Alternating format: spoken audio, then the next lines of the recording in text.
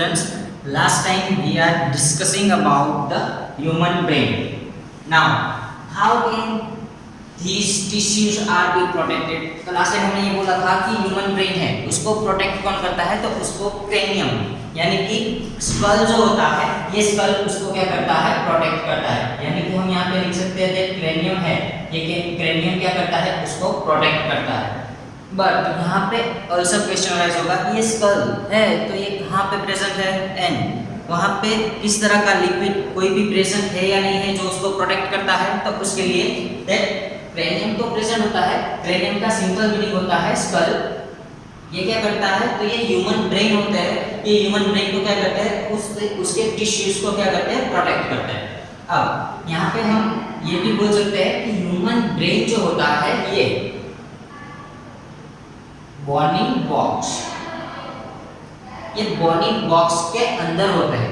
अब सिंपल से हम ये भी बोल सकते हैं कि हमारा जो ब्रेन है, जो ब्रेन जिस बॉक्स के अंदर है यानी कि उसके ऊपर तो स्कल का लेयर है, तो उस बॉक्स है उसको हम क्या बोलते हैं? Burning box.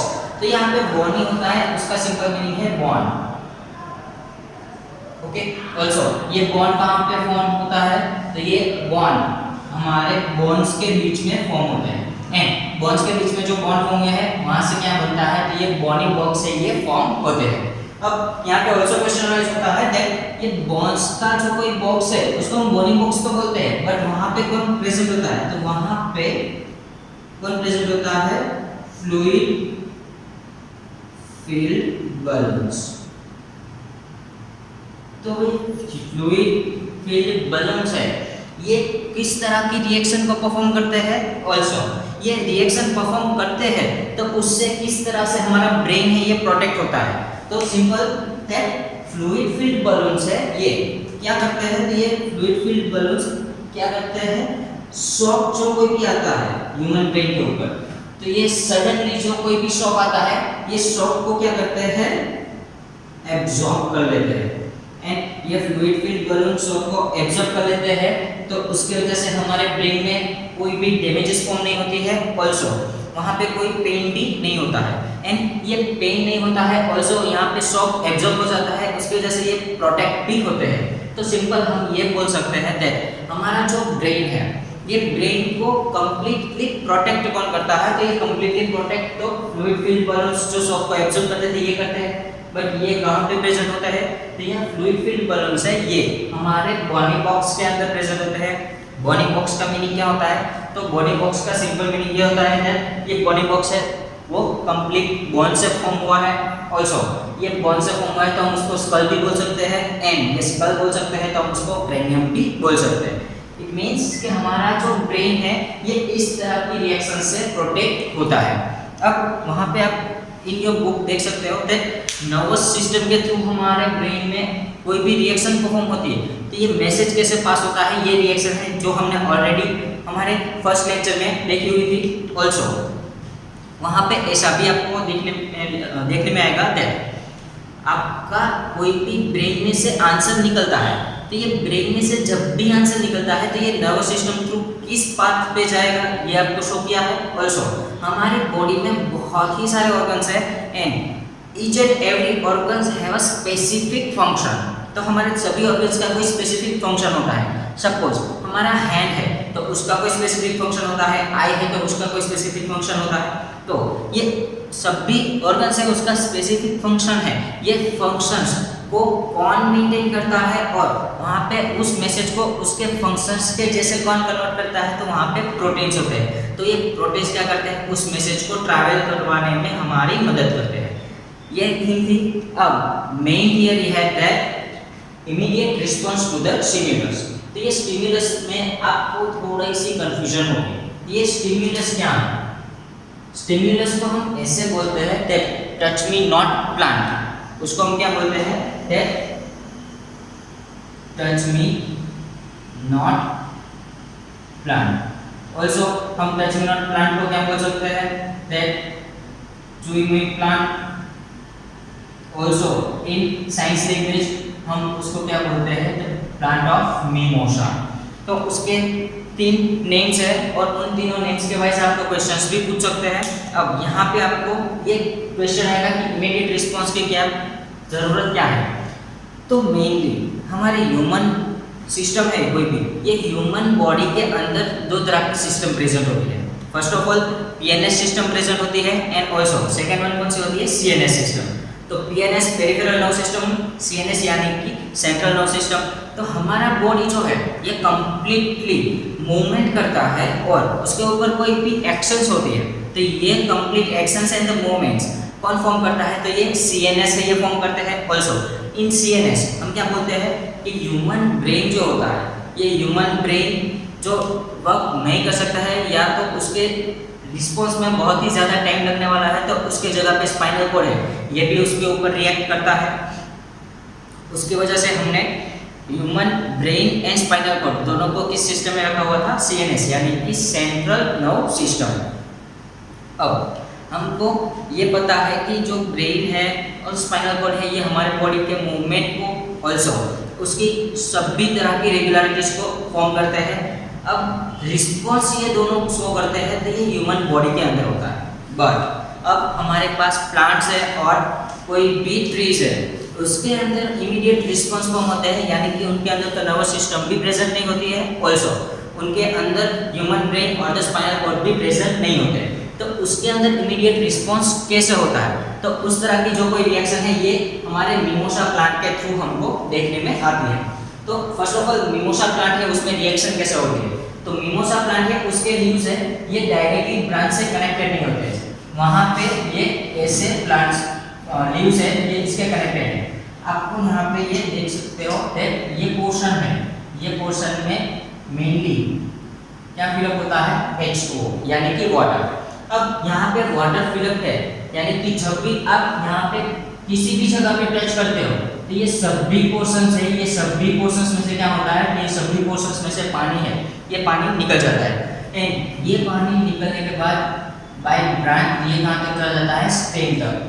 स्टेम में जाते हैं तो स्टेम में माइनर सी स्पेस होती है वहाँ तक ये चले जाते हैं। तो मेनली जो लीव्स थे ये लीव्स जो ओपन कंडीशन में थे यानी कि उसका जो बेस था वो स्ट्रॉन्ग था। बेस यानी कि ये पोर्शन जो है ये उसका बेस है, ये बेस कौन सा था, स्ट्रॉन्गेस्ट पोर्शन था। बट अब यहाँ से पानी निकल गया है तो ये पानी निकलने के बाद क्या होगा, तो ये पानी निकल जाता है तब यहाँ पे ये जो स्ट्रॉन्गेस्ट पोर्शन था ये वीक हो जाता है एंड ये जो लीव्स ओपन है ये सभी क्या हो जाते हैं, ये सभी लीव्स क्लोज हो जाते हैं। अब ये सभी लीव्स क्लोज हो गए हैं तो उसके ऊपर ये फिर से कैसे ओपन हो गए, तो ये अपने आप ही ये रिएक्शन फॉर्म करता है दैट आफ्टर सम टाइम जो वाटर स्टेम के स्पेस में था ये वाटर फिर से उनकी जगह लेगा एंड जो क्लोज्ड सिस्टम थी उसको क्या कर देता है, ओपन कर देता है। इट मींस कि हमारे पास फर्स्ट ऑफ ऑल यहाँ पे वाटर था, ये हमने टच किया तो ये वाटर को सेंस मिली और सेंस मिलने के बाद ये क्या करता है, बाय ब्रांच कहाँ तक चला जाता है, तो ये स्टेम तक चला जाता है। अब ये स्टेम तक चला गया तो ये स्टेम में जाके उसकी जो स्पेस है वहाँ पे स्टोर होता है। ऑल्सो आफ्टर सम टाइम क्या होगा, तो आफ्टर सम टाइम ये वाटर फिर से अपनी जगह लेगा एंड जो क्लोज्ड सिस्टम थी उसको क्या कर देगा, ओपन कर देगा। तो here we easily see that touch me not plant, if you touch that type of plant ये क्या कर देगा, ये अपने लीव्स को क्लोज्ड कर देता है क्योंकि वहाँ पे सेंस उसकी शो करती है। ये सेंस कौन शो करता है, तो ये वाटर मॉलिक्यूल से ये उसकी सेंस को शो करता है। तो हमारे पास यहाँ पे जो ये थियरी थी उसमें आपने देखा कि जब भी हमने टच किया तभी ये मूवमेंट शो करता है एंड इफ हम इसको टच नहीं करते तो ये मूवमेंट भी शो नहीं करता है। अब हम उसके थ्रू एक अनदर थियरी है उसके बारे में बात करेंगे। तो उसमें movement due to the growth, तो movement due to the growth simple, if we are talking about the plant और ट्री, उसके अंदर जो कोई भी मूवमेंट होती है इस तरह की मूवमेंट को हम क्या बोलते हैं, तो उस तरह की मूवमेंट को हम बोलते हैं ट्रॉपिज्म। तो हमारे पास कोई भी प्लांट है और कोई भी ट्रीज है, तो ये प्लांट है एंड ट्री है उसमें ग्रोथ की वजह से कोई भी मूवमेंट शो करता है, तो ये ग्रोथ की वजह से कोई भी मूवमेंट शो करता है तो उस तरह की मूवमेंट को हम क्या बोलते हैं, ट्रॉपिज्म। ट्रॉपिज्म है उसके फर्दर 5 टाइप्स है जो 5 टाइप्स के में डिवाइड हुआ है। उसमें फर्स्ट ऑफ ऑल जो फर्स्ट टाइप है ये है थिग्मोट्रोपिज्म। ऑल्सो सेकेंड टाइप है, ये कौन सी टाइप है, तो ये फोटोट्रोपिज्म। आफ्टर दैट जो थर्ड क्वेश्चन है और थर्ड ट्रोपिज्म है, ये कौन सा है, तो ये केमोट्रोपिज्म है। ऑल्सो केमोट्रोपिज्म के बाद यहाँ पे जो कोई फोर्थ है ट्रोपिज्म, वो कौन सा है, तो ये हाइड्रोट्रोपिज्म है। उसके बाद लास्ट वन दैट जियोट्रोपिज्म।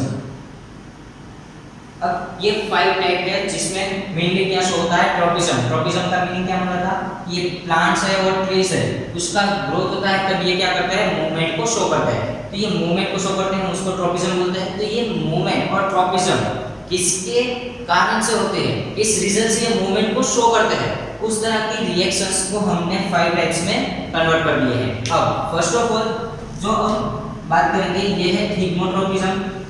तो थिग्मोट्रोपिज्म में क्या होता है, तो थिग्मोट्रोपिज्म में एक्चुअल जो कोई भी रिएक्शन है, ये रिएक्शन कौन सी है, ये reaction immediate response to the stimulus. इसमें जो कोई भी रिएक्शन होती है, यानी कि ये ग्रोथ करता है, ये ग्रोथ होने के बाद क्या होगा, तो जब भी हम इसको टच करेंगे तो ये इमीडिएटली अपने लीव से उसको क्लोज करता है। तो उस तरह का जो कोई भी मूवमेंट था जो हमने टच किया तो उसमें सेंस हुई, एंड ये सेंस होने के बाद ये अपने लीव्स को क्या करता है, क्लोज करता है। तो अपने लीव्स को ये जब भी क्लोज करता है तो उस तरह की जो कोई भी रिएक्शन है, ये सभी रिएक्शंस को हम किस तरह का मूवमेंट शो करेंगे, तो उसको हम बोलते हैं थिग्मोट्रोपिज्म। अब थिग्मोट्रोपिज्म के बारे में तो हमने बात कर ली। अब थिग्मोट्रोपिज्म के बाद फोटोट्रोपिज्म है, उसके बारे में बात करेंगे। तो इन फोटोट्रोपिज्म, अब यहाँ से आपको ये तो पता चल जाएगा कि फोटोट्रोपिज्म है, यानी कि फोटो का मीनिंग होता है लाइट। तो यहाँ पे जो कोई मूवमेंट होगी, ये ट्रोपिज्म यानी कि मूवमेंट है, ये due to the light show होगी, तो उस तरह के ट्रोपिज्म को हम क्या बोलते हैं, फोटोट्रोपिज्म। अब आप यहाँ पे देख सकते हो दैट हमारे पास एक फ्लावर पॉट है, एंड उस फ्लावर पॉट के ऊपर ही क्या है, सन है। अब आप यहाँ पे जो कोई भी प्लांट का ग्रोथ कर रहे हो, तो ये प्लांट का ग्रोथ तो होगा, बट ये प्लांट का ग्रोथ है, ये किस डायरेक्शन में होगा, तो ये जिस डायरेक्शन में सन है उसी डायरेक्शन में क्या करेंगे, तो उस डायरेक्शन में उसका ग्रोथ करेंगे। यानी कि जो प्लांट है जिसको स्ट्रेट ग्रोथ होना था, ये स्ट्रेट ग्रोथ होने के बजाय क्या करता है, तो उसके बजाय क्या करते हैं, तो ये जिस डायरेक्शन में लाइट आ रही है, जिस डायरेक्शन से लाइट फॉर्म होती है, उस डायरेक्शन में क्या करते हैं, ये मूव करते हैं, एंड ये मूव उस डायरेक्शन में करते हैं। तो उस तरह का जो कोई भी मूवमेंट है, ये movement due to the light form हुआ है, एंड उस तरह का मूवमेंट जो due to the light form होता है, उस तरह का मूवमेंट को हम क्या बोलते हैं, फोटोट्रोपिज्म। अब उसके बाद बात करेंगे केमोट्रोपिज्म की। तो इन केमोट्रोपिज्म क्या होता है, तो मेनली केमोट्रोपिज्म है, उसका यूज है कि ये जो सेल्स आपको यहाँ पे दिख रहे हैं, ये जर्म सेल्स है, और ये जर्म सेल जो हमने अबव दिखाया है, ये कौन सा है, ये मेल का जर्म सेल है। ऑल्सो एट द एंड ये जर्म सेल्स भी है, बट ये जर्म सेल्स ठीक है, तो ये फीमेल है, उसके जर्म सेल्स है। अब यहाँ पे आप देख सकते होते हैं मेल का जो कोई भी जर्म सेल है, ये जर्म सेल कंप्लीटली मूव होकर फीमेल के जर्म सेल के साथ रिएक्ट नहीं कर सकता है।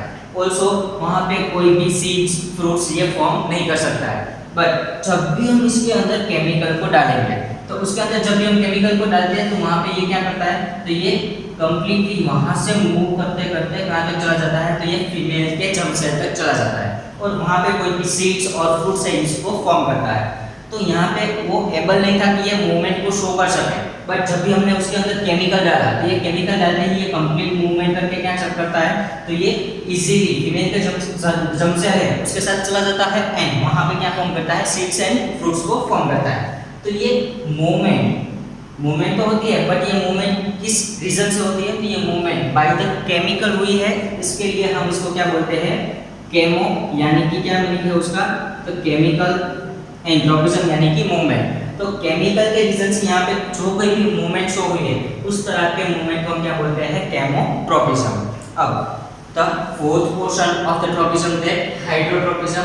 अब आप यहाँ पे देख सकते हो दैट हमने यहाँ पे एक बकेट को लिया है, एंड इस बकेट के अंदर हम एक फ्लावर है उसको ग्रो करने के लिए रख देते हैं। तो अब ये फ्लावर है, उसका ग्रोथ करने के लिए हम इसको रखते हैं। तो हम इजीली ये देख सकते हैं कि कोई भी फ्लावर है, उसका ग्रोथ सफिशिएंट अमाउंट में हो, उसके लिए उसके रूट्स है ये सॉइल में हो।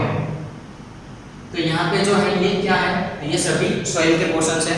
ऑल्सो ये रूट्स है, इसको अब यहाँ पे क्या लिख रहा है, तो ये सोर्स ऑफ द वाटर है, ये दिख रहा है। तो ये रूट्स क्या करेंगे, तो ये रूट्स है जो completely by the gravitational force downward direction में होने चाहिए, उसके बजाय अब क्या करेंगे, तो ये जो रूट्स है ये मूवमेंट करेंगे एंड ये मूवमेंट करने के बाद किस डायरेक्शन में जाते हैं, तो जहाँ पे अंडर द सॉइल जिस जगह पे वाटर है वहाँ पे क्या करते हैं, ये मूव करते हैं एंड वहाँ पे मूव करते हैं।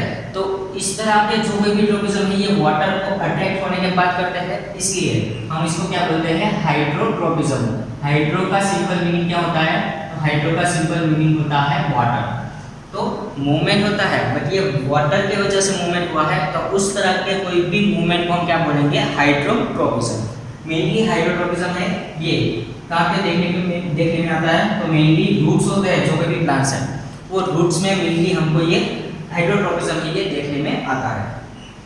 अब द लास्ट पोर्शन है जियोट्रोपिज्म। तो जियोट्रोपिज्म में क्या होता है, तो फर्स्ट ऑफ ऑल ये बता दूं कि इसके फर्दर टू टाइप है जियोट्रोपिज्म के। First one is positive geotropism and the second one is negative geotropism. तो फर्स्ट ऑफ ऑल आपको ये पता होना चाहिए दैट व्हाट इज कॉल्ड जियो। तो जियो का सिंपल मीनिंग होता है सॉइल। तो सॉइल के वजह से जो कोई भी मूवमेंट होती है उस तरह के मूवमेंट को हम क्या बोलते हैं, जियोट्रोपिज्म। अब आपको ये पता है कि जियोट्रोपिज्म में वो दो तरह के हैं, यानी कि पॉजिटिव है एंड नेगेटिव है। ऑल्सो यहाँ पे पॉजिटिव एंड नेगेटिव सेपरेट उस वजह से किए हैं दैट सपोज यहाँ पे सॉइल है एंड उस सॉइल के डाउनवर्ड डायरेक्शन में यहाँ पे जो रूट्स है ये ग्रेविटेशनल फोर्स के डायरेक्शन में है, यानी कि जो ग्रेविटेशनल फोर्स के डायरेक्शन में है वहाँ पे जो कोई भी मूवमेंट होगा वो कैसा मूवमेंट होगा, पॉजिटिव। एंड जो ग्रेविटेशनल फोर्स है उसकी ऑपोजिट डायरेक्शन यानी कि अपवर्ड डायरेक्शन में होगा, यानी कि ये जो पोर्शन है ये पोर्शन को हम जो कोई भी ट्रोपिज्म होता है ये ट्रोपिज्म को हम क्या बोलेंगे, तो नेगेटिव ट्रोपिज्म।